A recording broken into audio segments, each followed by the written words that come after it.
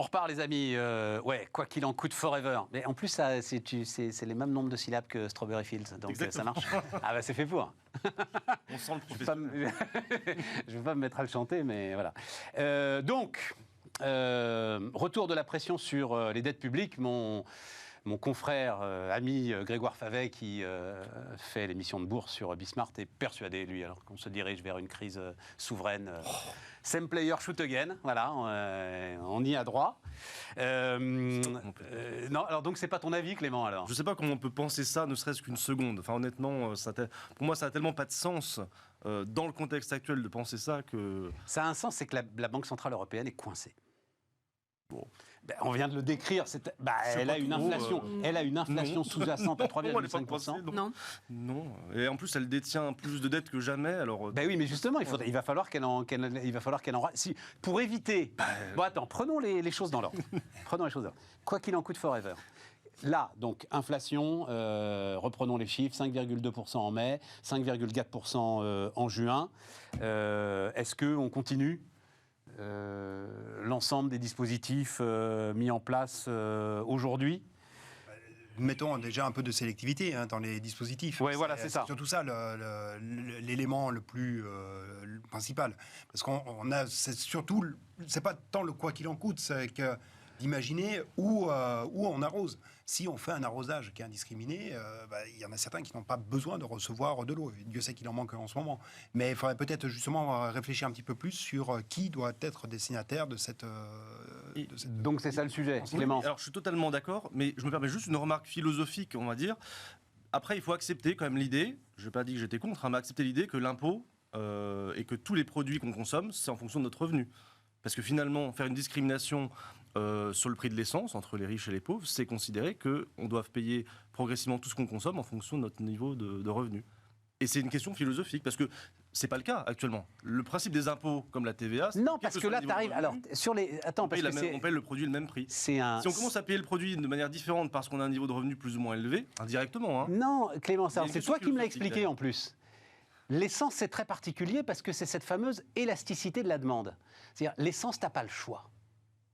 Ah non, mais bien sûr. Tu vois, tu as des tas de produits, effectivement, où tu as le choix de les consommer ou pas. L'essence, enfin, pour un certain nombre de nos concitoyens, c'est pas élastique. Voilà, exactement. Tu n'as pas le choix. Le fait si, ça change. Non, mais d'accord, mais ça veut dire... Mais je dis pas que j'étais contre, je pense qu'il faut le cibler. Et c'est pour ça que je pense qu'effectivement, la mesure de baisse de la TVA est moins efficace que les chèques énergie. On est tout à fait d'accord. Mais il faut juste accepter le principe que quand on a un revenu, par exemple, de classe moyenne supérieure, on va payer finalement l'essence plus cher que quelqu'un qui a moins de revenus. C'est une question de principe, de philosophie, en disant, finalement, pourquoi on n'étendrait pas ce principe également sur les produits de première nécessité, où l'élasticité n'est pas plus forte.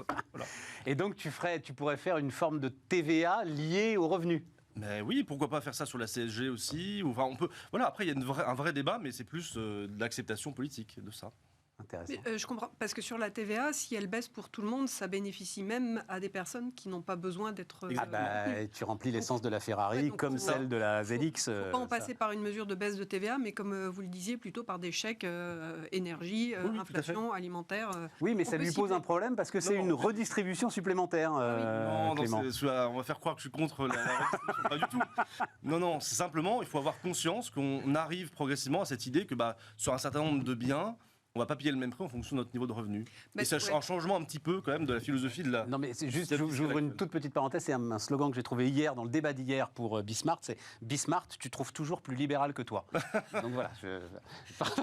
Le fait est que là, on est quand même confronté à, on va dire, voire plusieurs chocs de nature très particulière, qui ne sont pas si ponctuels que ça, si je les englobe dans la transition énergétique et tous les enjeux que ça draine et le renchérissement d'un certain nombre de produits.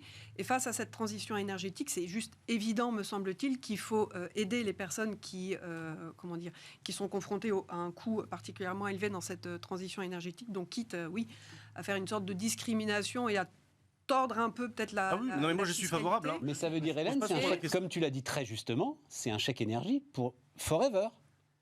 T'en sortiras pas. C'est-à-dire, les prix de l'énergie ne redescendront plus. Il faut quand même qu'à un moment, on en soit conscient. Les prix du pétrole sont censés... quand on se sera débarrassé du pétrole, ça ne sera plus un sujet, logiquement. Quand on sera totalement décarboné... Tu crois sérieusement que... il faut.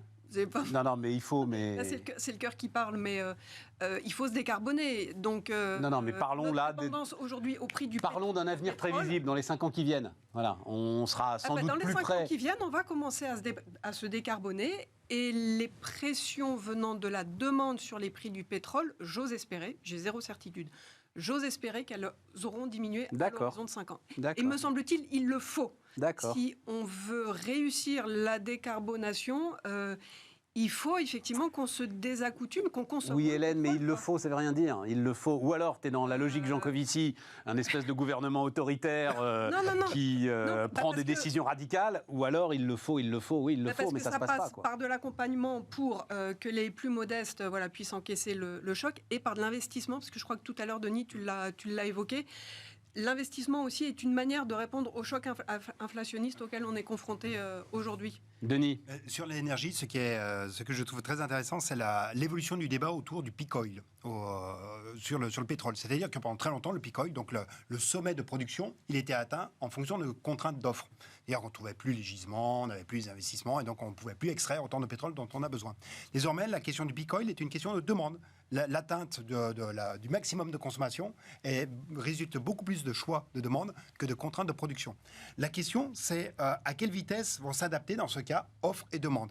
Un des enjeux que l'on a actuellement, c'est à quel moment fait-on véritablement redémarrer les investissements pétroliers. Parce que même si on est déjà au peak oil du point de vue de la demande, il n'empêche qu'on reste encore pendant les 5 prochaines années avec une demande qui va décroître, mais qui risque de décroître peut-être moins vite que ne le va le faire l'offre. Rien, moi, si elle va décroître. Regarde ce qui se passe sur... Parce que la première des énergies qui a été sous le... Enfin, la première des énergies qui a été... dont on a fait la disparition une priorité, c'est le charbon. On n'a jamais consommé autant de charbon sur la planète. T'es pas un peak coal.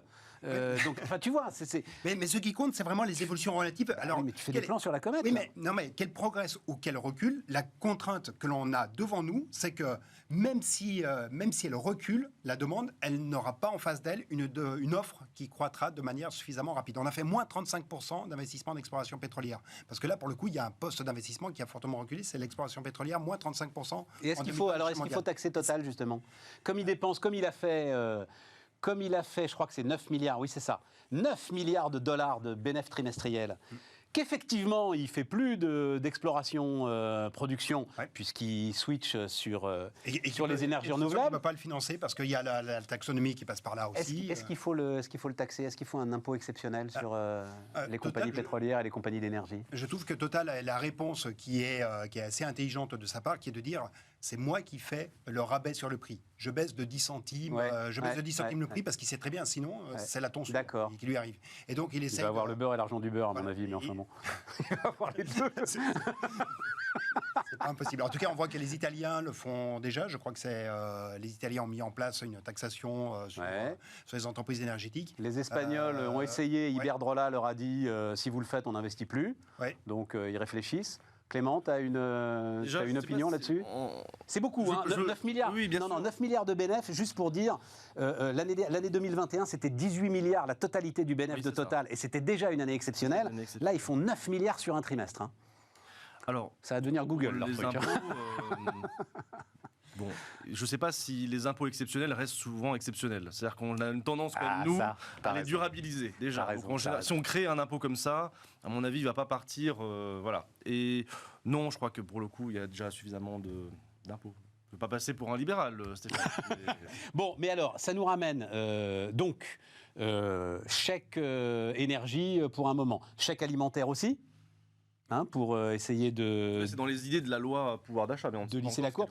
Ça veut dire que, c'est pour ça, quoi qu'il en coûte forever, comment il s'appelle, le rapporteur du budget, là, Laurent Saint-Martin, dit...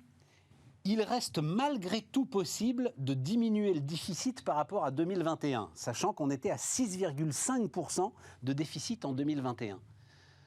Donc, c'est pas grave. Enfin, ce que vous dites là, c'est oui, allons-y, il n'y a pas de limite. Attention, parce que il y a plusieurs des mesures que tu évoques, par exemple le chèque énergie, qui ont été adoptées un peu sous le coup de l'urgence. Ouais. Le coup de l'urgence économique et le coup de l'urgence un peu politique. Ouais. Maintenant, on a peut-être un petit peu plus le temps pour réfléchir, pour mettre des choses intelligentes. Et me Oui, enfin, ça te semble-t-il... coûtera quand même des dizaines de milliards. Oui, Denis. mais sauf que tu le fais d'une manière qui fait beaucoup plus de sens économiquement. Si tu D'accord, mais joues c'est sur quand même du l'indemnité déficit. kilométrique... Ah oui, c'est du déficit. Et surtout, ce que j'aimerais bien voir... Et en plus, c'est dans du l'hypothèse- déficit totalement stérile. C'est-à-dire, c'est du déficit qui ne crée aucune richesse en face. Hein. Ah oui. Alors, ça corrige les inégalités. Non, oui, c'est que tout c'est à pas fait. totalement Ça préserve le inefficace. pouvoir d'achat, ça préserve peut-être un Et peu la de consommation trésorerie des ménages entreprises. aussi. D'accord. Je vois pas que c'est- Si, c'est utile. En tout cas, ce que j'aimerais bien voir dans l'hypothèse de Laurent Saint-Martin, peut-être qu'on peut faire 5%, mais dans ce cas... Non, on non, peut non, dire non, peut-être 5% c'est fini. Mais- Il Ouais, espère faire au mieux 6,5. Et tu me dis qu'il ne va pas y avoir de... En fait, moi, c'est vrai. je suis surprise Non, par ce Avec chiffre. Oui, moi aussi, 4%, ça me qu'est-ce qu'il avait comme hypothèse de croissance en 4 sous-jacent? 4%. A priori, il avait 4%. Hein. Parce Là, que on si y est on fait plus, un là. peu de tambouille, des chiffres, et si on revient donc aux prévisions, enfin les dernières que j'ai en tête, les prévisions du budget Ouais. 2022, donc on avait 4% de croissance pour Ouais. 2022 Et 5% et de 5% déficit. de déficit. Absolument. Et 2021, 8,5% de déficit. Ouais. On a 6,5, 2 points de moins. Ouais. Ces 2 points de moins, mécaniquement, toutes choses égales par ailleurs, ils viennent améliorer aussi la prévision de déficit pour 2022. Donc au lieu du moins 5, on a moins 3. Et quelque part, cette marge de 2 points de PIB, elle est consommée par toutes les nouvelles mesures et on peut estimer que ça fera au moins un point de PIB, voire un peu plus. Et effectivement, si on a moins de Ah non, mais croissance ça que fait les... beaucoup plus qu'un point de PIB, Bah, Hélène. ce On qu'il y l'a a, c'est déjà qu'il y en fait a il y en a déjà exploser. qui sont comptés en 2021. Donc, bon, Ouais, mais sur 2022, tout ce qui est le bouclier énergie, ça reste d'ailleurs pour moi un mystère. Mais bon. Pourquoi est-ce que la presse continue à parler de 25 milliards alors que c'est sans doute 2 fois plus? Enfin, je ne sais pas pourquoi les mecs font pas les calculs, mais enfin bon, peu importe. Mais ça, Mais bon, ça donc, t'a explosé tes 2 points de PIB. Supposons, donc il y a plus, mais voilà, cette marge de l'amélioration sensible, enfin plus importante que prévu du déficit en 2021, ça fait qu'on a un point de départ quand même moins dégradé, ça donne un petit peu de marge, et ce qui fait que le 5% que le gouvernement attendait, bon ok, en septembre 2021 pour toute l'année 2022, bah, si ça se trouve, moi je le jetterai pas tout Toi, à tu fait ne à la jetterais pas à la poubelle, d'accord. Une petite Bon. remarque, pour faire le lien aussi avec ce qu'on disait juste avant, il ne faut pas oublier qu'il y a de l'inflation et que... Alors, Très Ça juste. fait rentrer voilà, les- ça augmente les recettes fiscales. Ouais. En général, on estime qu'un point d'inflation en plus, c'est 7 à 8 milliards d'euros de recettes fiscales en plus. Donc si tu prends 2 points d'inflation en plus, Même si, alors pardon, parce que là aussi c'est un concept que j'ai appris grâce à vous tous, Oui. c'est de l'inflation importée. ah ben d'accord. L'inflation Mais- énergie, ça ne te fait pas mais des c'est recettes même- fiscales. Ah bah c'est si, sur exactement le- la même chose. On disait, bah, Oui, le plein l'État d'essence. encaisse plus de TVA à cause de l'augmentation du prix du carburant. C'est de l'inflation importée. Oui, la TVA. Mais ça augmente. Mais la plus TVA. TICPE, par exemple, elle est en volume, elle ne bouge pas. Hein. Oui, mais la TVA, c'est tellement plus important que la TICPE en termes de recettes fiscales que... Et il est possible que cet effet de l'inflation sur les recettes soit plus important que toutes les nouvelles dépenses Oui, oui. et par exemple la D'accord. Il y a des revalorisation à projections venir des là-dessus. retraites et D'accord. tout Parce ça. que c'est pareil Je pour dis les salaires. possible, hein, je suis pas sûre à 100%. Bon, de mais mon c'est coup. que des bonnes nouvelles. Mais- Donc on n'est pas foutu. On peut continuer à arroser le sable tant qu'on veut. On peut mettre un peu de Non, non, c'est bien, on mais a c'est- dit... Vas-y, Denis, vas-y, mets un petit bémol. Il y a quand même aussi des éléments avec l'inflation. C'est pas l'alpha et l'oméga. On sait que Non. ça érode la valeur de la dette Bien sûr. ancienne également. Donc ça, c'est très positif. N'oublions pas quand même que, comme on a parlé des inégalités tout à l'heure, n'oublions pas que ceux qui sont endettés, et là je regarde pas seulement l'État, mais je regarde les ménages, ceux qui sont endettés, ce sont les plus riches. En gros, tu as un quart des personnes qui sont dans le premier quartile de revenus qui ont de la dette. C'est 70% de ceux qui sont dans le quartile de revenus le plus élevé qui ont de la dette. Donc l'érosion de la valeur de la dette, c'est les plus riches qui en profitent. C'est vrai. Et puis, Mais il y a le patrimoine aussi. Je ne sais pas quel est l'effet qu'il emporte. Il y a le Ça érode patrimoine. complètement le patrimoine. Non, et puis moi, c'est la dette publique qui m'intéresse. Alors sur la dette publique, c'est celle-là qui justement, m'intéresse. alors il y a quand même toute une partie qui est la dette indexée sur l'inflation. Et ça représente, c'est en gros 10% de l'encours de la dette qui est indexée sur l'inflation. Et en plus, elle est indexée sur l'inflation non pas française. En gros, tu en as un tiers qui est indexé sur la dette, sur l'inflation française, mais tu en as 2 tiers qui est indexé sur l'inflation de la zone euro. Et on a 3 points d'écart entre l'inflation France et l'inflation zone euro, du fait notamment de nos chèques énergie, on a 3 points d'écart. Et donc, avec cette augmentation, avec ce passage à 7,5, contrairement à 2,5 que l'on avait auparavant, on peut estimer que ça va nous faire 12 milliards en plus de charges de la dette par rapport à ce qui pouvait être prévu en 2021. Pour 2022. Hein. Sur la seule dette indexée sur l'inflation. Ouais.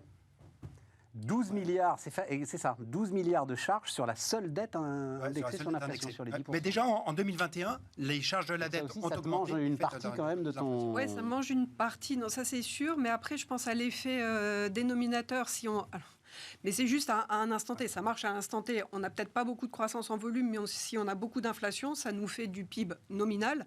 Et plus on a du PIB nominal, plus ça nous réduit, en apparence, les ratios de déficit budgétaire et de dette publique. Je ne dis pas qu'il faut rien faire. Mais en 2022, ça se trouve, ces effets-là pourraient jouer pas trop défavorablement. Allez, je ne veux pas me montrer trop optimiste. Alors, sans être trop techno, il faut quand même faire attention à un point, c'est qu'on a peut-être beaucoup d'inflation dans les prix à la consommation, on en a moins sur le prix du PIB. Sur le prix du PIB. Précisément pour la raison que tu évoquais. Inflation importée. Voilà. Inflation importée. Tout à fait. Les termes de l'échange fait que le prix de... En fait, c'est le revenu général de ton économie qui est amputé à hauteur de la dégradation des termes de l'échange. En gros, la dégradation des termes de l'échange, c'est 2 points de PIB en moins. Et donc, la vitesse du déflateur du PIB, la vitesse du prix du PIB qui sert au calcul du poids de la dette et du poids du déficit public, eh bien, cette vitesse de progression du PIB est plus faible que la progression. C'est la grande différence entre le premier, quoi qu'il en coûte, qui allait justement dans la trésor des boîtes et dans les patrimoines des Français, et ce deuxième, quoi qu'il en coûte, qui va dans les caisses de l'Arabie Saoudite et du Qatar. Moi, et de Vladimir Poutine. J'emploierais pas le terme de quoi qu'il en coûte dans le sens où c'est quand même beaucoup plus ciblé, me semble-t-il, que le premier quoi qu'il en coûte qui était plus non discriminé, généralisé pour soutenir de la manière la plus globale possible toute l'économie. Le bon test, là, il y a quand même beaucoup plus de mesures ciblées, alors qui vont peut-être durer un peu plus longtemps que prévu.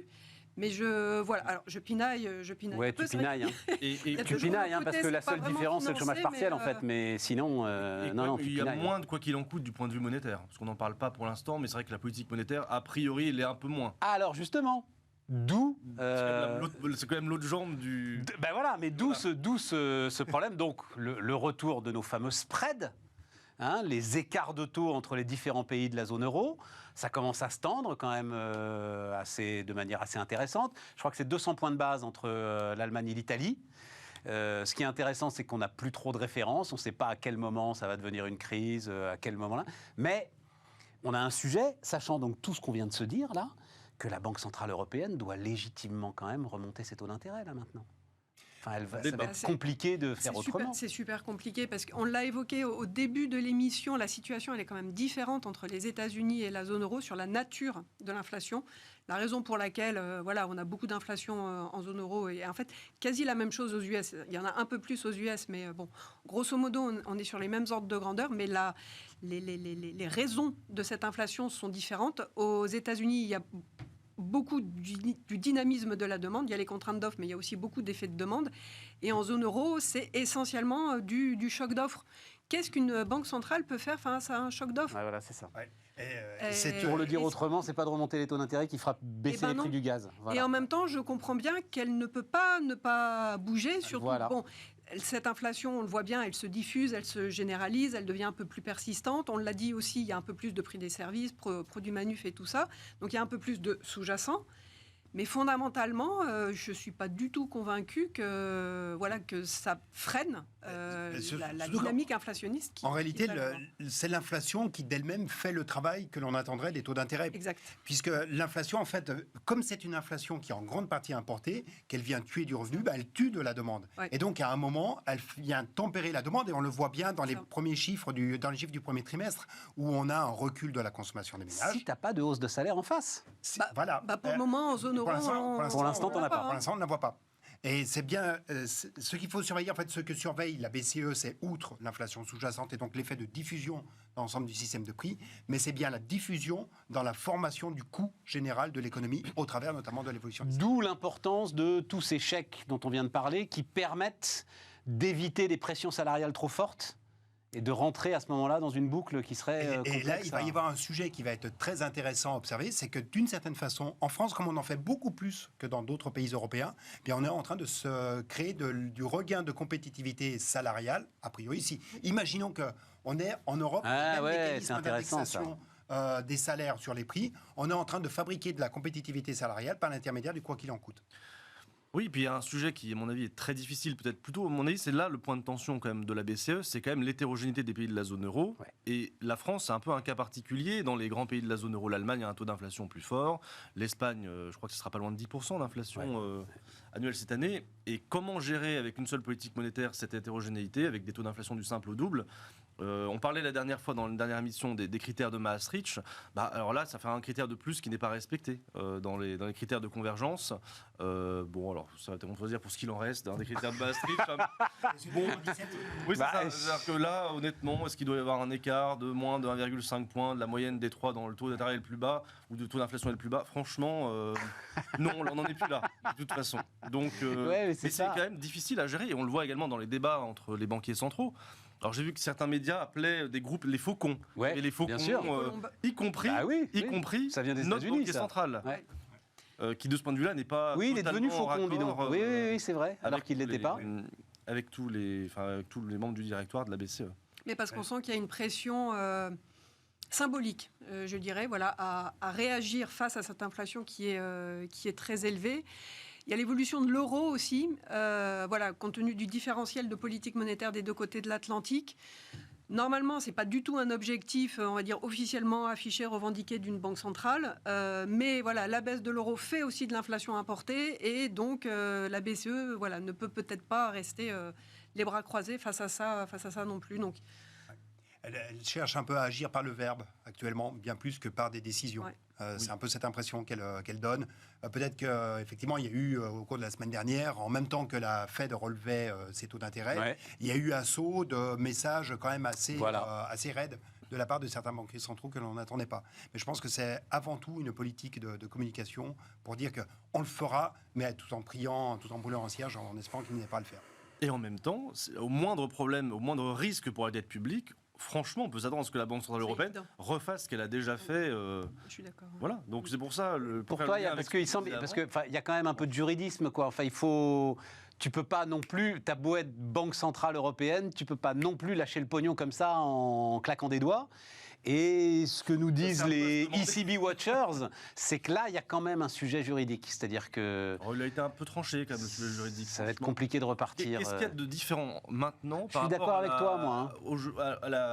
Au jugement de la CJUE. L'Allemagne n'était déjà pas d'accord avec ça. Non, mais je suis d'accord avec toi. Et puis, on a été tellement loin avec la Covid que je ne vois pas... Je ne vois pas en quoi maintenant ça pose un problème. Néanmoins, les ECB Watchers te disent que ça peut poser un problème. Je crois que l'intendance suivra de ce point de vue-là. non, mais je pense que si vraiment il y a... C'est pour ça, si vraiment il y a un problème sur la dette publique, parce qu'on s'habitue à tout, on s'habitue à ce qu'effectivement, il n'y a aucun écart ou très peu d'écart de taux entre l'Espagne, l'Allemagne ou l'Italie, ce qui est en fait pas totalement normal. Mais on s'habitue à tout et... Est-ce qu'il faut trouver que c'est un signe anormal qu'il y ait des petits écarts de taux, parce que 200 points de base, c'est pas non plus considérable, alors que c'est une situation normale. C'était la situation d'avant qui n'était pas normale. Non, mais tout à fait. Bon, franchement, non. Puis il y a une bonne partie de la dette publique, la dette Covid. Je sais que c'est pas toi qui me contredira là-dessus, qui est quand même détenue par la Banque Centrale Européenne. Oui. Ce qui fait quand même que quand on dit attention, la dette publique française n'a jamais été aussi élevée, puis on sort le chiffre assommant, 3 000 milliards. Voilà, puis alors 112% du PIB, puis là on se dit oh là, quelle horreur. Enfin, il y en a une bonne partie quand même qui est détenue par la Banque Centrale Européenne. Je crois que si on enlève la partie détenue par la BCE, on n'est plus qu'à quoi, 80-85% du PIB en rapport, quelque chose comme ça. Ouais, enfin, en fait... On n'est plus très loin de Maastricht, là, pour le coup. On va pas négocier sur 20 points de... On va négocier sur 20 points de dette. Les amis, merci pour tout. Merci pour ce tour d'horizon complet. Et puis, on se retrouve demain. Et demain, tiens, on parlera alors pour le coup stratégie, géostratégie, diplomatie, guerre, Russie, Chine, enfin tout cela. Voilà, pour continuer d'une certaine manière ce tour d'horizon. À demain.